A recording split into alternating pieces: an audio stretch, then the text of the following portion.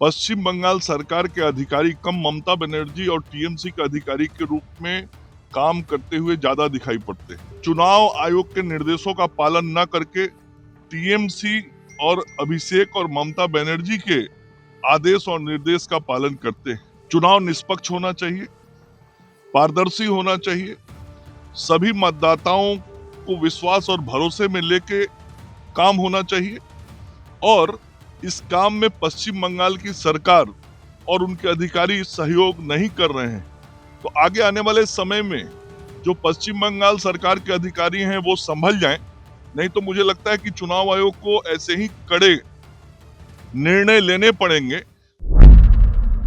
चुनाव आयोग का ममता बनर्जी के अफसरों पर डंडा चल गया है। पश्चिम बंगाल में 7 अधिकारियों को सस्पेंड कर दिया गया है और उन तमाम अधिकारियों का एसआईआर से सीधा कनेक्शन माना जा रहा है। दरअसल पश्चिम बंगाल में आने वाले कुछ महीनों में विधानसभा चुनाव होने हैं। उससे पहले ही चुनाव आयोग ने वोटर लिस्ट को दुरुस्त करने के लिए विशेष गहन पुनरीक्षण यानी एसआईआर अभियान चलाया है। अब इसमें कुछ अफसरों की लापरवाही की बात सामने आई है। चुनाव आयोग ने इसी सिलसिले में बड़ा एक्शन ले लिया है। नमस्कार, आप देख रहे हैं न्यूज़ हाट, मैं हूं आपके साथ रितेश शर्मा। पश्चिम बंगाल में आने वाले कुछ हफ्ते में विधानसभा चुनाव की तिथियों का ऐलान हो जाएगा। उससे पहले ही चुनाव आयोग का ममता बनर्जी के अफसरों पर डंडा चल गया है।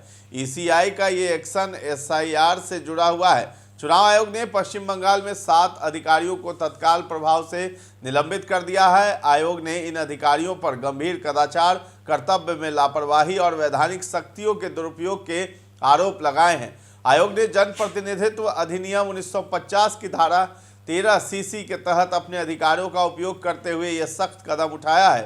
साथ ही पश्चिम बंगाल के मुख्य सचिव को निर्देश दिया गया है कि संबंधित अधिकारियों के विरुद्ध उनके अपने कैडर द्वारा तत्काल विभागीय अनुशासनात्मक कार्रवाई शुरू की जाए। आयोग ने यह भी स्पष्ट किया कि इस संबंध में की गई कार्रवाई की जानकारी बिना किसी देरी के उसे उपलब्ध कराई जाए। अब इस पर जो है बिहार में भी खूब सियासी रंग देखने को मिल रहा है।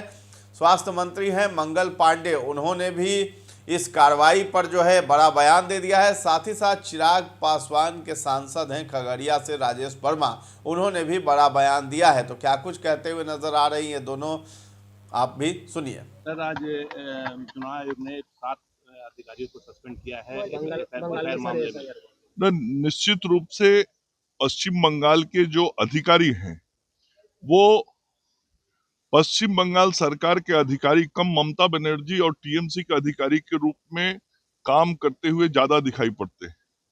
यह संकेत और संदेश है उन अधिकारियों के लिए जो चुनाव आयोग के निर्देशों का पालन न करके टीएमसी और अभिषेक और ममता बनर्जी के आदेश और निर्देश का पालन करते हैं।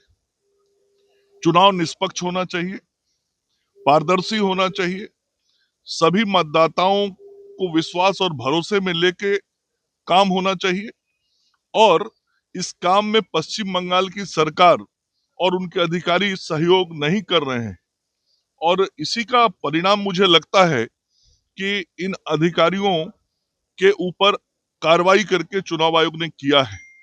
तो आगे आने वाले समय में जो पश्चिम बंगाल सरकार के अधिकारी हैं वो संभल जाएं, नहीं तो मुझे लगता है कि चुनाव आयोग को ऐसे ही कड़े निर्णय लेने पड़ेंगे, चूंकि चुनाव पारदर्शी होना चाहिए और ऐसा चुनाव होना चाहिए जिस पर जनता का पूरा भरोसा हो। प्रधानमंत्री आज एआई शिखर सम्मेलन का उद्घाटन करने जा रहे हैं। ये अच्छी बात है और आदरणीय प्रधानमंत्री जी सदैव देश के लिए और देश की प्रगति के लिए अच्छा कार्य करते रहते हैं। तो हम सब प्रधानमंत्री जी के ऐसे कार्यों का सदैव स्वागत और अभिनंदन। बिल्कुल, ये आधुनिक 21वीं सदी में और 2026 जिस तरीके से आने वाला समय एआई पर आधारित तमाम कार्यालय और तमाम काम जो है वो एक एआई पर आधारित ही होंगे। तो उसको लेकर एआई को लेकर जागरूकता जिस तरीके से फैलाई जा रही है और हमारे देश के यशस्वी प्रधानमंत्री जिस तरीके से उसको लेकर एक पहल कर रहे हैं वो सराहनीय है। पश्चिम बंगाल में 7 अधिकारियों को चुनाव आयोग ने सस्पेंड कर दिया। नियम प्रक्रिया है जो इलेक्शन कमीशन एक स्वतंत्र संस्था है। मुझे लगता है कि अगर ऐसा निर्णय लिया गया तो कुछ सोच समझ के लिया गया। बता दें कि ईसीआई के अनुसार ही चुनावी प्रक्रिया की निष्पक्षता और पारदर्शिता बनाए रखना उसकी सर्वोच्च प्राथमिकता है। मतदाता सूची का विशेष गहन पुनरीक्षण एक संवेदनशील और महत्वपूर्ण प्रक्रिया होती है, जिसके माध्यम से यह सुनिश्चित किया जाता है कि पात्र मतदाताओं के नाम सूची में शामिल हो और अपात्र नाम हटाए जाए। ऐसे में यदि किसी अधिकारी द्वारा अपने दायित्वों का सही तरीके से निर्वहन नहीं किया जाता या शक्तियों का दुरुपयोग होता है तो इससे चुनावी प्रक्रिया की विश्वसनीयता प्रभावित हो सकती है।